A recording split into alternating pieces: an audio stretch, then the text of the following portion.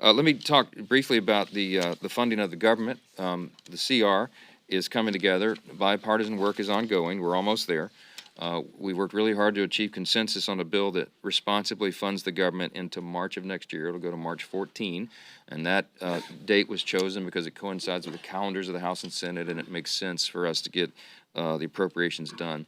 But our aim is to do it early in the year, not wait till March, and all the appropriators and the people on the committees of jurisdiction are already working to do that. We've been working around the clock to get the CR done. It was intended to be, and it was until recent days, a very simple, very clean CR, stopgap funding measure to get us into next year when we have unified government under the Republican Party.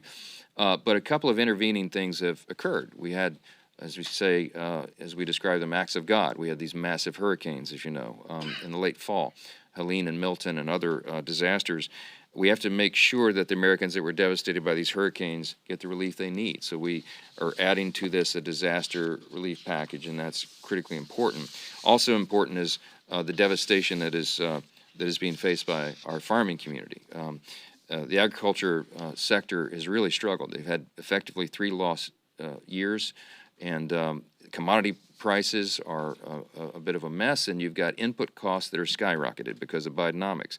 You put all those factors together, droughts and all the other conditions, and you have a lot of small family farms and ranches and people who supply the food for the country in dire straits right now. And so Congress recognizes that need, and so we've had to add a little bit to that as well. So what would have been a very skinny, very simple, clean CR has been added. These other pieces have been added to it, and a couple of things that are related to all that. But I'm not going to get into much more detail because it's almost done. But we do expect text today, and we are going to try. Let me answer your question in advance.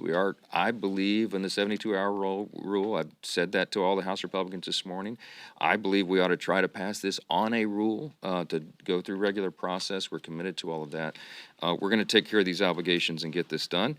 And then we're going to go to work in unified government in the 119th Congress that begins in January. Last thing I'll note. For more stories like these, be sure to subscribe to the New York Post right here on YouTube.